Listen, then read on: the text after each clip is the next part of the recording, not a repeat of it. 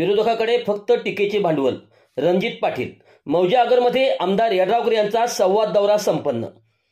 विरोधकाकडे कोणतेही भांडवल नसल्याने केवळ टीका आणि विरोध म्हणून आमदार यड्रावकर यांना लक्ष्य केले जात आहे. अगोदर तुम्ही काय केले आहे आणि काय करणार आहे ते सांगा, मगच आमदार राजेंद्र पाटील यांच्यावर टीका करा, असा घणाघात बहुजन विकास आघाडीचे नेते रणजित पाटील यांनी केला. मौजे आगर येथील प्रचार सभेत ते बोलत होते.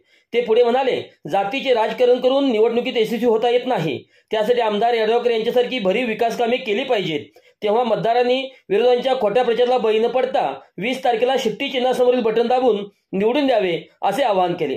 माजी नगराध्यक्ष अमरसिंह पाटील म्हणाले, यड्रावकर यांच्या विजयासाठी केवळ 15 दिवस राबा, ते तुमच्यासाठी 5 वर्षे झटतील असे सांगून शिरोळसह मौजे आगरचा विकास त्यांनी केला आहे. त्यामुळे शिरोळसह आगरमध्ये उच्चांकी मतदान मिळणार हे नक्की आहे.